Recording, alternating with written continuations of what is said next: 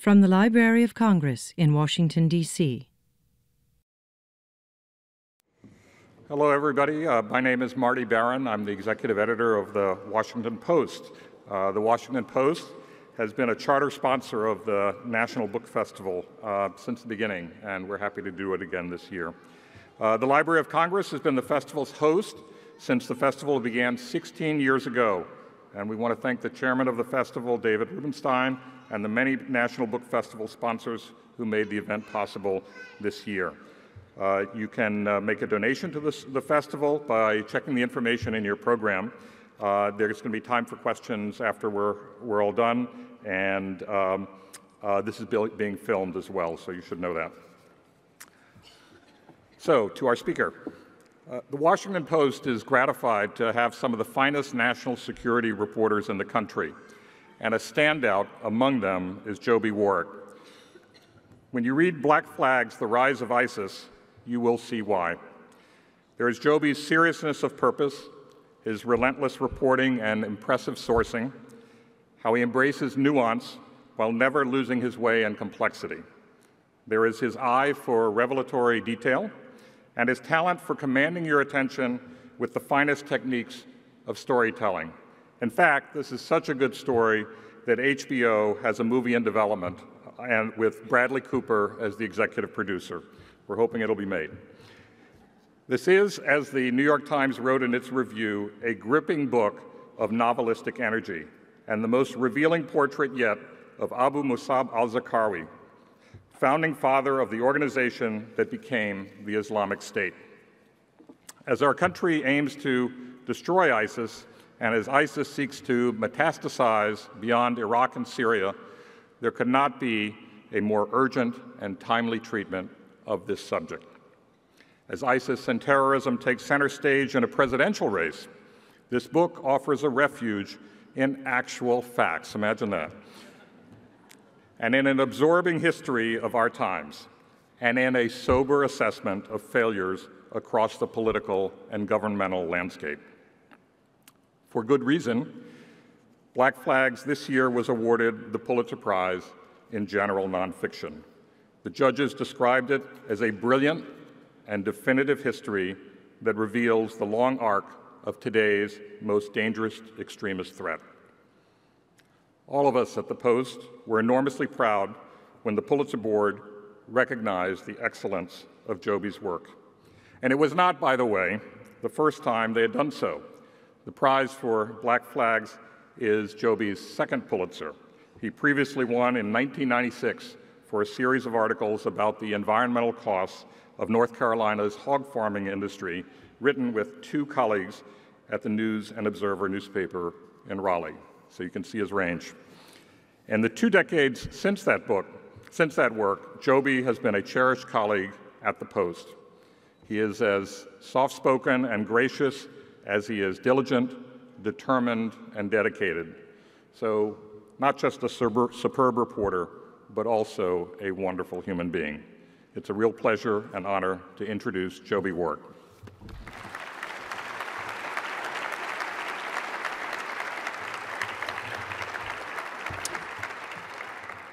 Wow, Marty, thanks a lot for that. It is a pleasure to be with you, and it is an honor to be introduced by my boss. I've been at the Post, as Marty said, for 20 years. I've worked for some legendary editors from the Bradleys, of course, the Graham family, and I can tell you the Post has never been in better hands than it is right now. And the fact that we here in Washington,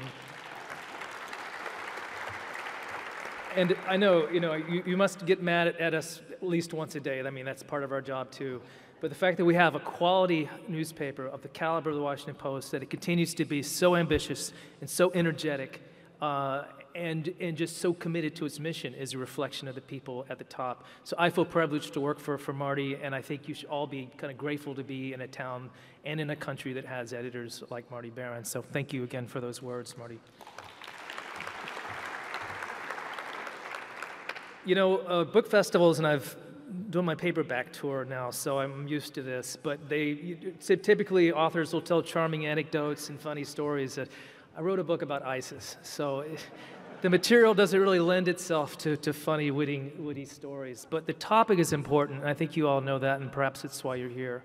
And so, you know, when I do travel the country, people are confused about this organization. They're afraid, and of course they're afraid. I think our political leaders are very confused right now, just based on the rhetoric on the campaign trail. So really my purpose in doing this book was to bring clarity, and that's what I think that's my special gift as a journalist, is I try to help take complicated stories and make people understand what they're really about. So that was what I tried to do here in the book, and it's what I'm going to try to do very briefly today. I'm going to show some pictures. We're going to start with a little video photo montage, which is essentially boiling down the history of ISIS to 3 minutes. So this is kind of a summary. After this is over, we're going to talk about some characters behind ISIS. But this is my little video introduction. It's ISIS, so it's dark. It's not the Golf Channel, but it's nothing you haven't seen before, I think. So this is our little preview of our discussion today. I hope you can all read the subtitles.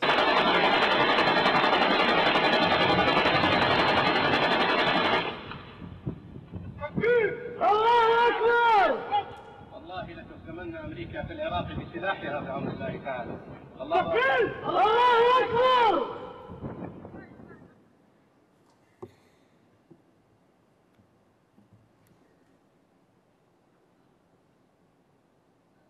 واحد 7 تحت العاصي. شعب حماه بأكمله في تحت العاصي. تحت العاصي.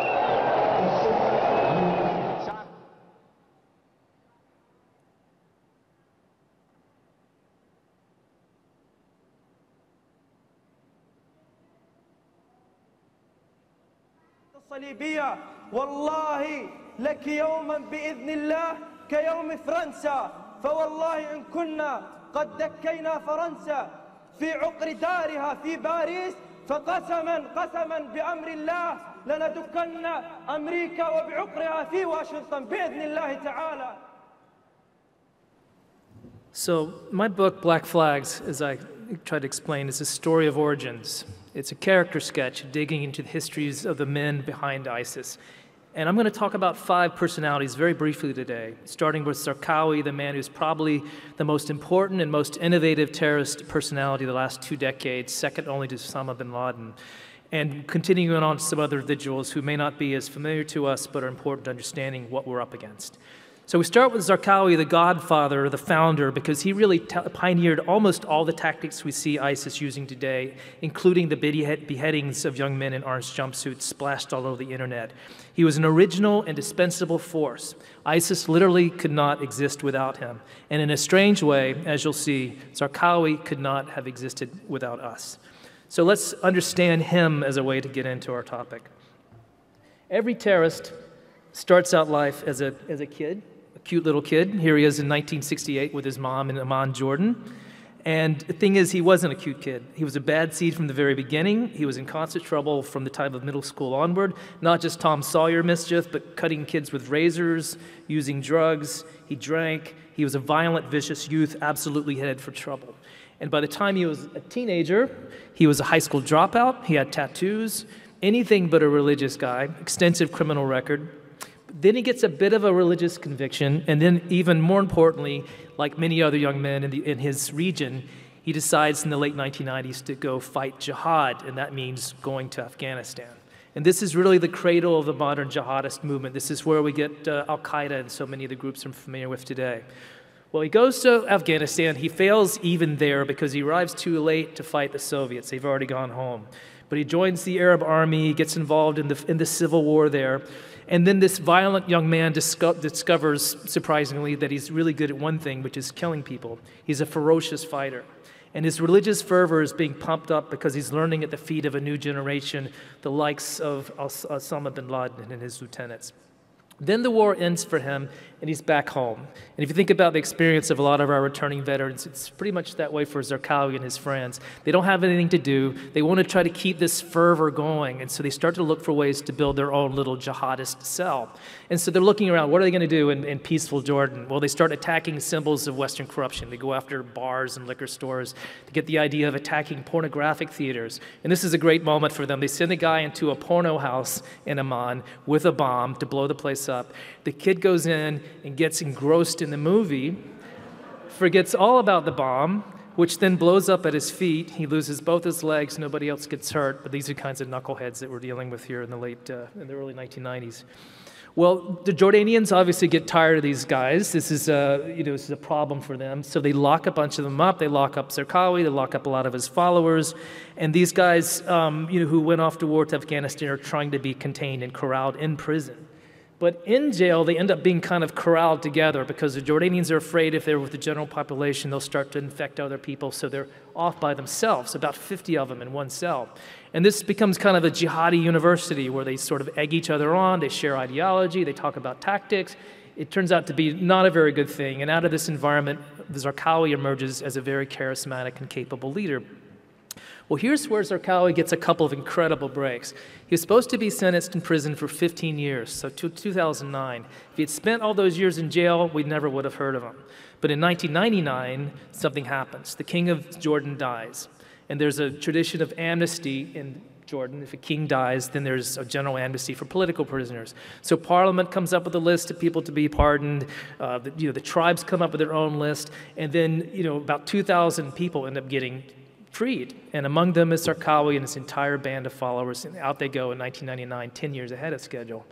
So Zarqawi goes off to the place that he really loves the most, which is Afghanistan, and tries to unite with Osama bin Laden, his hero.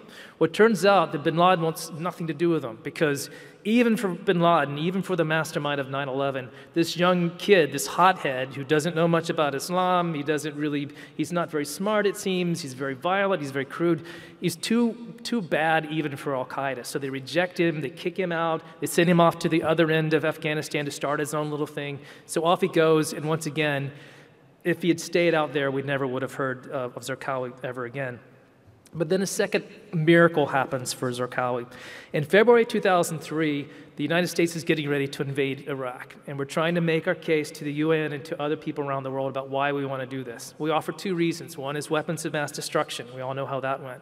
The other was the possibility that al-Qaeda could collaborate with this terrible Iraqi dictator, Saddam Hussein. If there's some kind of collusion between the two, they could be even more dangerous. So this is the pitch we make to the UN. Well, when Colin Powell's making his speech, he's talking about this, and who does he cite as the prime example of this problem? But our friend Zarqawi at the top of the list there. Zarqawi, just based on circumstantial evidence, seems to be the right guy. He's in Iraq at the time. He's living in the border area between Iraq and Iran. He's had contact with al-Qaeda in the past, so he seems like this just kind of perfect poster child for this problem that the U.S. is describing. And so this is the case that's made. Turns out entirely untrue. There was no truth to his connection to al-Qaeda. He wasn't in al-Qaeda. He wasn't certainly working with Saddam Hussein's government. But that one poster made him a celebrity overnight. So suddenly he's receiving arms or sort of money and support, recruits from all around the world. He becomes sort of an overnight celebrity in the jihadist community. He has his vision that he's going to fight a superpower. He thinks it's going to be the United States. It's going to be in Iraq. So he moves himself to Baghdad in 2003 to wait for the Americans to arrive. So when he gets there, he starts to build alliances. Here's this crazy guy that wants to start a terrorist movement. Suddenly he's got all kinds of allies because the Iraqi army has been disbanded. All those colonels and generals and majors who don't have jobs anymore, so they're looking to fight back. You've got the Ba'athist party. Everybody who was a professional in Iraq was a Ba'athist. Suddenly all those people are looking for leadership, and Zarqawi moves into that vacuum. He becomes the nucleus for this new insurgency that we begin to see unfolding in 2003. He's got a good head for strategy, and he starts going out after some very important targets. He goes after the UN headquarters, kills the leader of the UN mission in Iraq. He goes after NGOs, the Red Cross, all kinds of groups that would help the United States, that would give us the cover of legitimacy, drives them home. And then, more importantly, he goes after the Sunni-Shia divide in this country. Sunnis and Shiites have been living together reasonably well for decades. But Zarqawi decides very deliberately to start a civil war. So he blows up their most important mosque, he kills their leaders, and suddenly you have reprisal killings. You've got essentially shooting back and forth between two groups that had gotten along pretty good together. So strategically, you think about what he did, it was pretty smart. He isolated us in Iraq, then he sets off a civil war around us. And by 2004, 2005, we're in pretty bad shape in terms of our occupation and our plans for Iraq. So the next thing that happens, this is kind of background noise for Zarqawi, because he's got bigger ambitions. He wants to become an international star. He feels he has a destiny. And so he develops this notion that no matter what kind of bombing or kind of shooting you might be able to do, there's nothing that's more gripping, that's more so viscerally horrible than watching a single execution. So he grabs a random American off the street, this kid named Nick Berg from Philadelphia, takes him into his cell, sits him down with an orange jumpsuit, the image we are all so familiar with, and he personally, that's Zarqawi reading the script there, he personally beheads this young man with his own hand. This becomes his calling card. Many beheadings will follow. The violence that Zarqawi unleashes just tears up the country, and it's too much even for al-Qaeda. And so that's not the only difference. Zarqawi begins to launch a new media campaign with himself at the center, using social media platforms just becoming available. So you got the gray-bearded Osama bin Laden, reading his sermons from behind a podium, very boring. And then you've got this jihadist action figure, like a black ninja, firing his machine gun, killing Americans with his own hands. Young jihadists around the world eat this up. And then he's brash enough to make up his own rules, because remember, he's not even a high school graduate. He's not very smart. But he doesn't understand theology, and that's liberating to him, because he doesn't bother to worry about whether he's committing acts that aren't very Islamic, like targeting innocent Muslim women and children in suicide attacks. Then he begins to think about a really big idea, which is the idea of restoring the ancient caliphate, the Islamic theocratic empire of the centuries past. He regards himself as divinely inspired to usher in this new age of ultra-pure Islam, driving out Western governments along with brutally destroying everyone else that stands in his way, from corrupt governments to apostate sects like the Shiites. And this struggle would end in a mighty battle, in an Armageddon, in which armies of Islam would finally defeat the armies of Christianity, as some prophets had foretold. This was going to be Zarqawi's role in history. I am the spark, he used to say. Well, he didn't get to see any of it, because Zarqawi was by now our public enemy number one. We poured vast resources into this effort to stop him. It took us nearly 3 years to track him down. But eventually, our intel, our ground forces, special operations teams found a formula for defeating Zarqawi and his network. We find a safe house. In 2006, we drop a couple of bombs on it, and that's the end of Zarqawi himself. We start dismantling the leadership, killing number twos and number threes, raiding safe houses. And just as we're figuring all this out, other things happen that are helping us. The Iraqi Sunni tribes revolt against Zarqawi's followers. We have this thing called the Anbar Awakening. The U.S. troop surge happens. And by 2009, all that's left was just a few hundred followers who were being driven deep underground and hiding. Al-Qaeda in Iraq was essentially beaten. But not everybody thought so. Here's our second ISIS personality. We now know him as Bakr Al-Baghdadi. He's the leader of ISIS today. In Zarqawi's time, nobody would have pictured him as a leader. He was in many ways Zarqawi's opposite, a scholar, kind of shy, kind of boring. His family and friends remember him as this kid that never spoke to anyone, carried books around on his bicycle, wasn't very impressive. He has a doctorate degree in Islamic law. He's on track to becoming a college professor when the U.S. invasion takes place in 2003. Baghdadi joins Zarqawi's gang because he feels obliged as a good Muslim to fight the infidel. So he becomes part of this movement. He ends up going to jail for a while. Once again, he has the prison experience, exposed to these tough guys around him. And then he starts to rise up through the ranks, mostly because other leaders around him by 2010 are getting killed. And so in 2010, the leaders of this battered organization, mostly former Iraqi army officers by this time, decide they need a different kind of figurehead. And so they pick this guy, Baghdadi. He's an Islamic scholar. He happens to be from a tribe that can trace its lineage back to Muhammad. So he has serious religious credentials to serve as the head of a group that's no longer calling itself al-Qaeda in Iraq. It's starting to call itself a state, the Islamic State of Iraq. The state part is kind of a joke, because even to these guys, they know there's no real state. One of the leader's wives reacts famously to this new name with derision. Where's the state you're talking about? We're living in a desert.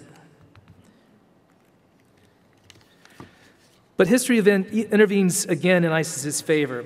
Just as Baghdadi is coming to power, U.S. troops are leaving Iraq under an agreement struck during the Bush administration. And as soon as they're gone, the Shiite government feels emboldened to start settling old scores with Sunni tribes, arresting their leaders, kicking out Sunni army officers. And so much of the Sunni population begins to rebel against the Baghdadi government, finding more interest in common with Zarqawi's people, with ISIS, than with their own government. And then a year later, civil war breaks out in Syria, as we all well know.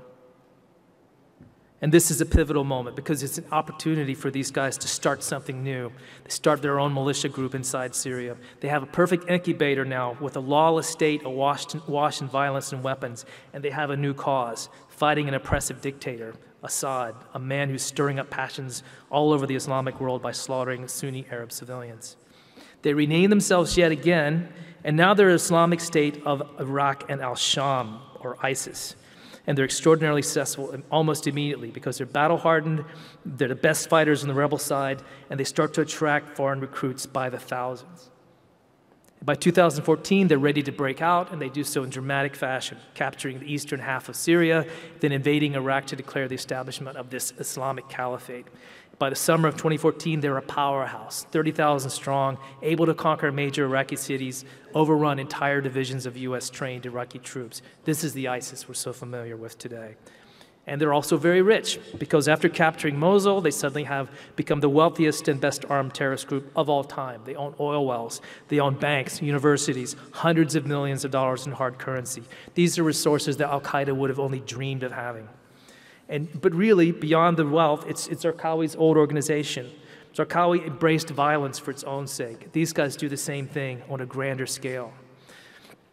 They also have this boldness to reinterpret Islam in any way they want to. As Baghdadi's a religious scholar, so he goes out of his way to create theological arguments to justify whatever atrocity they do.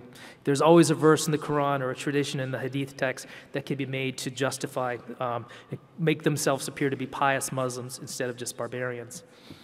And just as Zarqawi understood that the horror can be amplified on a massive scale using the internet, ISIS did the same and just got better at it. They're extremely skilled at harnessing the power of social media for recruitment, for screening, for indoctrination, for training, all of which can be done at a distance before the recruit even sets foot in Syrian soil. But now, instead of the shaky handheld videos that Zarqawi used to use, they have teams of professionals, videographers, editors, graphic artists, working on products aimed at young men who grew up on army video games like Call of Duty. This formula works, and the idea of ISIS becomes a powerful attraction. 35,000 foreigners traveled to the caliphate to join this army, far surpassing the number of foreign fighters who joined al-Qaeda in Afghanistan or Zarqawi's Iraqi army. The movement metastasizes. In a year, there are 9 mini-states of ISIS around the world, and cells in dozens of the places, including about 5,000 ISIS recruits from Europe alone. Which brings us quickly to our next personality that defines ISIS today. You may not recognize his name or image, but you'll remember what he did. This is Abdul Hameed Abboud, who's a 28-year-old Belgian national who led the terrorist attack in Paris last November that killed 130 people. His background is actually very close to this typical prototype of Northern Europeans who joined ISIS. The son of Muslim immigrants from North Africa, so second generation. A troubled youth well known to police. He lived in a slum made up of middle-class Muslim immigrants. He's a kid that truly didn't fit in his society. He's not really a religious Muslim. He's not really a modern citizen of his family's adopted country. He ends up being radicalized in prison, and when he joins ISIS, he suddenly has 2 things he never had before: a sense of belonging and a cause, something that allows this misbehaved misfit to feel as though his life counts for something. He travels to Syria, and initially he's a bit distressed by the bloodshed. A few months later, he's fully with the program. He's posting videos of himself dragging corpses behind cars. He becomes a key coordinator for the ISIS attack in Paris, as we all well remember. It was his biggest and final assignment. The 2 things we have to remember about him when we think about the story is, 1, he's emblematic of a population that is particularly vulnerable to ISIS's message.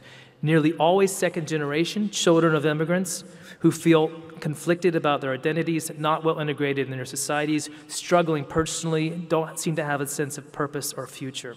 They're looking for meaning and for adventure, and ISIS offers all those things for them. The second key thing, a primary reason ISIS carries out attacks abroad is it wants young men like Abboud to feel even more alienated. The more countries feel threatened by ISIS, the greater the tendency to crack down on young Muslims, to profile them, to harass them, to make them feel even more alienated. How do we know this? ISIS talks about it in its own literature. Just before the Paris attack last November, ISIS's English language magazine puts out an article that talks about the gray zone in Europe. This is the zone where millions of Muslims inhabit. They feel conflicted about their identity, and ISIS wants to force them to choose sides. The article says this: Muslims in the West will quickly find themselves between two choices. Either they apostatize and adopt the infidel religion, or they immigrate to the Islamic State and escape prosecution. This is a binary choice for ISIS, and it welcomes our help in driving Muslims to their corner. For us in the West, the solutions that seem easiest and most politically palatable are often the ones that get us in a deeper hole. Real quickly, the fourth ISIS personality to talk about, it was never really a member of ISIS. Yet we all associate Omar Mateen with the Islamic State. This is the young man who walked into the Pulse nightclub in Orlando last June and killed 49 people in the worst mass shooting in U.S. history. Mateen told police he did it for ISIS. To date, there's no evidence that he had any contact with ISIS in a serious way. And in fact, his statement suggests a very limited grasp of ISIS's belief and ideology. And yet ISIS gets credit for the attack anyway, and it becomes a talking point in our political discourse. Here's what's interesting again to me about Mateen's story. It's another young man who fits the profile of a typical Northern European ISIS recruit. The son of Muslim immigrants, second generation again. A young man in his 20s with a troubled background, unable to find personal success in his life, and feeling excluded and persecuted by the dominant culture. So he embraces an extremist ideology as a way to feel empowered and important. Even more striking to me is that Mateen fits another profile, that of the typical perpetrator of an American mass shooting event.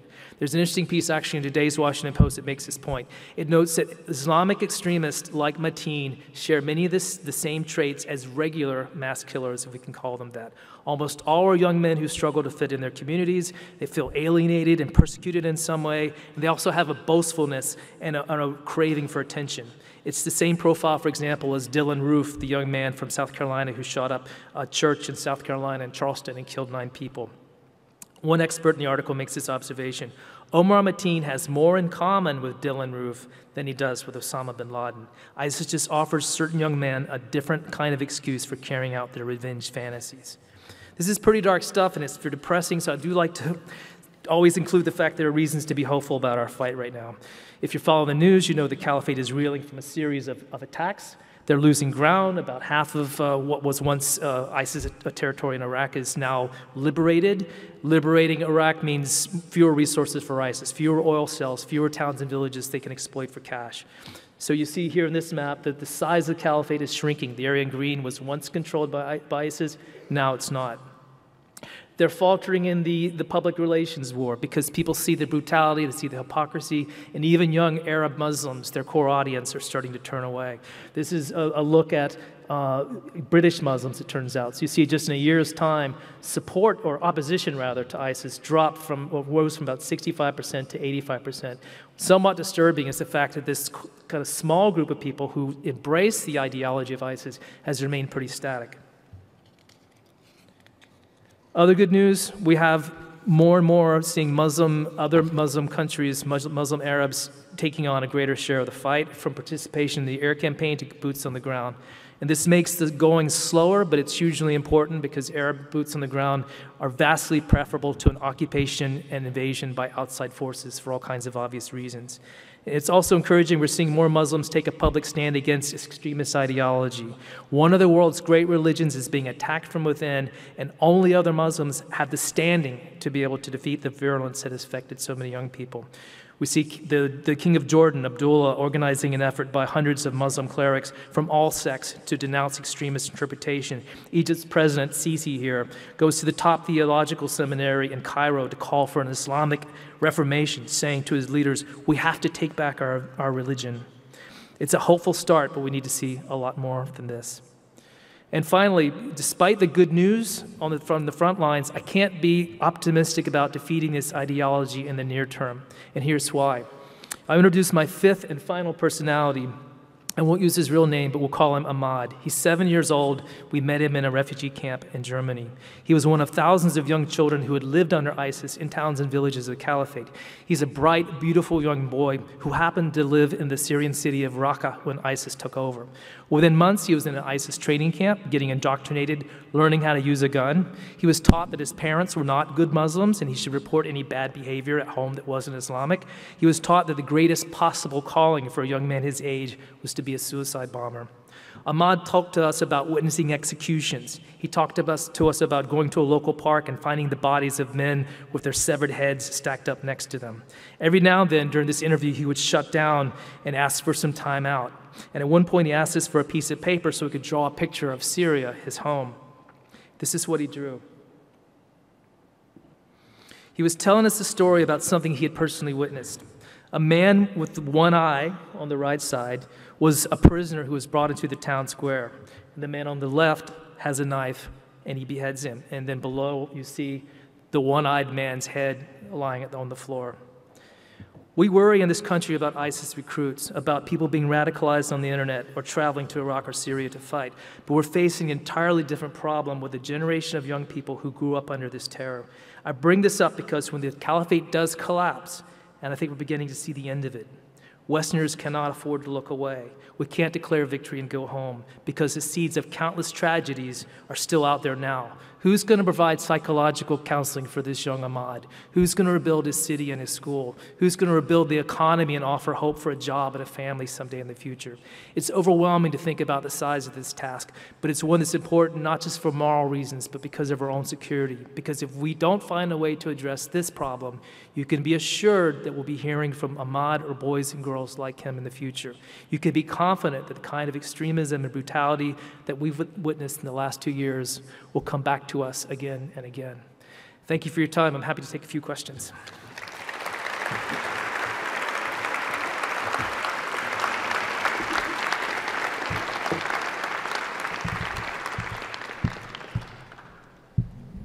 Oh, I've got microphones. Hi, can we start over here? Hi, thank you for your talk. Thank you. While depressing, really interesting. Thanks.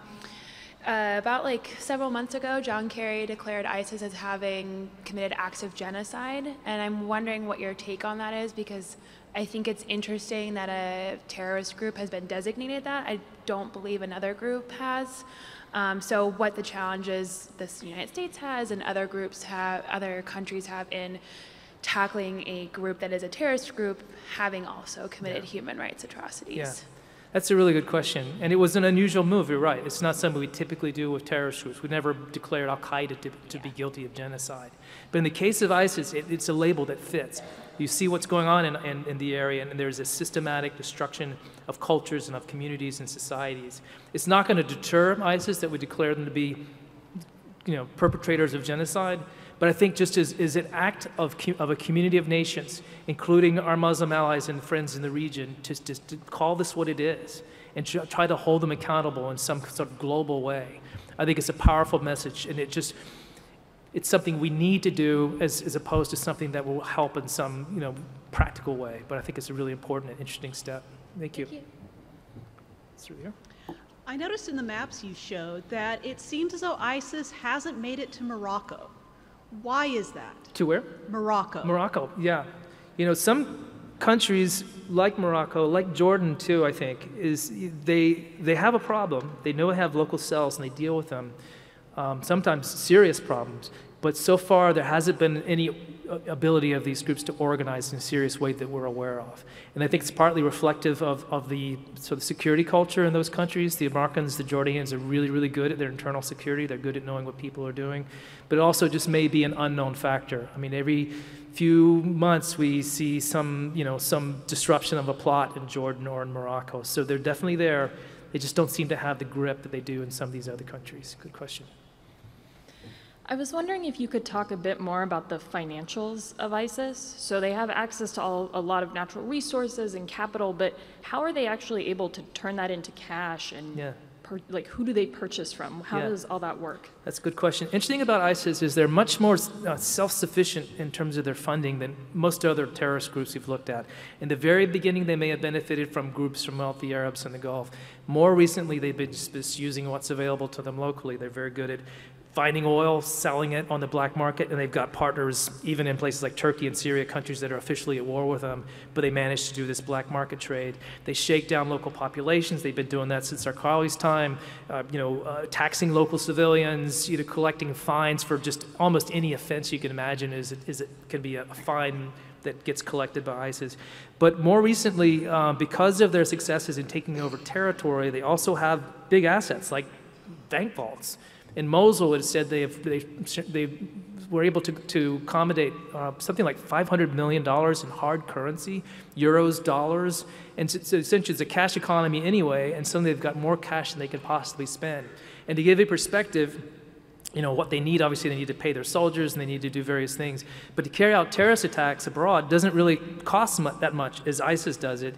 The estimate for the cost, start to finish, for the Paris attack, somewhere around $10,000. So they got well more than enough to carry out attacks like that for years to come, unfortunately. Thank you. Joby, I have a sort of a personal question, but before that, when you went through the slides, you pointed out a lot of the individuals were just angry, and they just wanted explosives. They just wanted to be in the press. Okay, now the people said the fellow who had left the bombs in New York were not related to any of these, but he was that kind of person. Yeah. And so maybe this could propagate a lot, encouraging. Now, the personal question is, are you concerned that some crazy guy is going to come to the Washington Post office and either you look at your book as a history of ISIS, so they want to show it around, or they think, wow, this is a great way of getting into the press by destroying the person who wrote the book? Yeah, well, it's a good question, and it's not something that we blithely dismiss. I've lived in the suburbs with a family, so you do think about things like that. Marty's a pretty big guy, so I think it's nice to work in a pretty secure office where we feel like nobody's going to easily come in, at least, and do harm to us. The one thing, and maybe this is sort of vain or just overly optimistic, but I always assume that A, they like publicity in some bizarre way, and secondly, there's many more important, attractive targets than journalists from the Washington Post. So I do be very, very careful when I travel to the region, and otherwise I just try to keep my eyes open and then do take sort of a casual review of the line of people waiting to get their book signed and make sure nobody's carrying anything that looks like a weapon. But yeah, it's not an idle thought. Thank you for the question. But again, look at your book. It's the history of the program, so people in ISIS can show it around to people because you've documented the heroes. Yeah, that is true. And the book, because of the Pulitzer, it's coming out in a lot of languages, including Arabic. So that's something I think about. Thank you. I want to ask a question as a journalist who really admires what you do and really appreciates the craft and believe that your book ranks for the Looming Tower. It's an outstanding piece of non-fiction narrative, and it's a craft question. How did you, it sounds like you started with some intelligence agents, presumably off the record in Jordan. That's my guess. You don't have to describe your sources. But how did you, A, get access to them, and then B, get them to open up and then widen your net to people who had been inside the ISIS organization? It's an astounding piece of reporting. Well, I appreciate that, and I thank you for the reference to Lawrence Wright's book, which is he's one of my heroes, and if I am in the same sentence with him, I'm flattered, so I appreciate that. It is a difficult challenge. Part of what I think helped me was the fact that I've been doing this at the Washington Post for a long time. So over time, you build up relationships with intelligence people, and that's not an easy thing to develop. And not just here in this country with our agencies, but the ones overseas, because I travel to the region quite a bit. I ended up getting remarkably strong responses when I approached people in these governments about telling the Zarqawi story and telling the background of ISIS, because this is an important subject for them. They feel like it needs to be understood. And some of these particular individuals, or some that I use their kunya names, their Arab names, but not their real names for obvious reasons, But once they got into it, they were just thrilled to talk to me. I had, hours and hours and hours of conversations with guys who had never spoken to another reporter, but they were just blown away by getting a chance to share their knowledge and to tell stories that were so meaningful and important to them. And because I guess one of my gifts as a journalist, if I have some, is just that I'm approachable and I don't have an agenda and I just want to know. And I think I come across that way. And if you just really want to know the facts, people can be surprisingly cooperative in that regard. So I think I just got lucky there. But well, thank you very much. One quick follow-up. Did the King of Jordan cooperate with you in one way or another? Is he watching? I have to say, this is my second book, and the first one also had a Jordanian theme. And one of the readers of the book and someone who admired it was the King of Jordan. He actually read the book and he commented on it. And so I felt a little bit more emboldened when it was time to write this book to ask him and his government, I'm going to tell the story. It's very personal to Jordan. Extremely helpful. And it just, that is always better than having doors slammed in your face to have doors open for you. It's it helps that the King of Jordan says cooperate. He kind of pulls some strings over there. But so thank you so much. Thank you. It's really a masterpiece. Enjoyed your that will questions. last for ages. Thank you. It's astounding. How are we doing? A few minutes? Okay, 3 minutes. But 2 quick questions, and I'm sorry, we'll probably have to take them later afterward. This will be quick. Sure. Could you explain a point of terminology, please? You speak of ISIS. I've heard some officials, including the president, speak of ISIL. Yeah. And then in addition, I've heard others use the term Daesh. Yeah. Could you explain those three, please? Yeah, if I could get away with using Daesh and people knew what I meant and I was not just talking about Morse code or something, I would use that. And the reason is, it really all boils down to an attempt to transliterate Arabic, which doesn't always happen easily.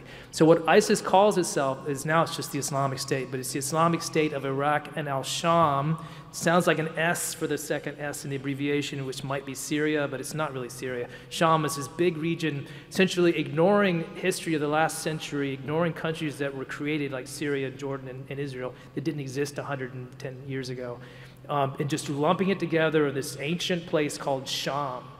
And so when you hear ISIS, people are saying Sham. If you hear ISIL, people are saying Levant, which is essentially the English term that translates to al-Sham. That's people call it ISIL. So not trying to be clever or cute or trying to be politically correct. It's really just a struggle to figure out a proper way to transliterate the words. But thank you for that. Thank you.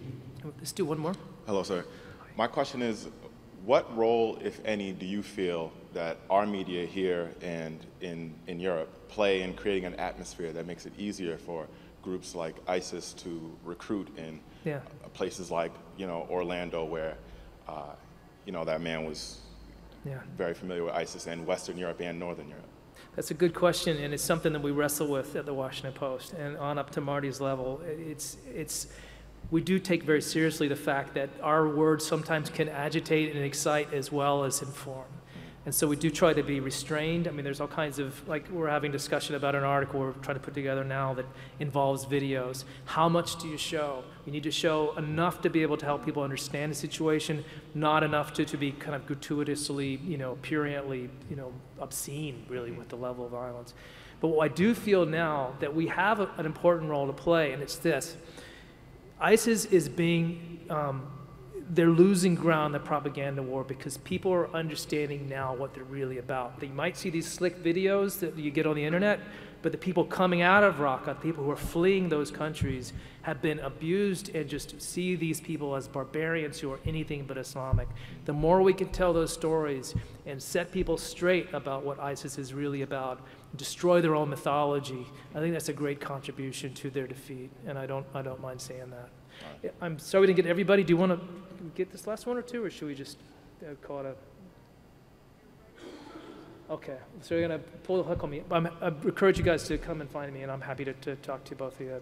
Thank you so much for your time. It's an honor to speak to you. This has been a presentation of the Library of Congress. Visit us at loc.gov.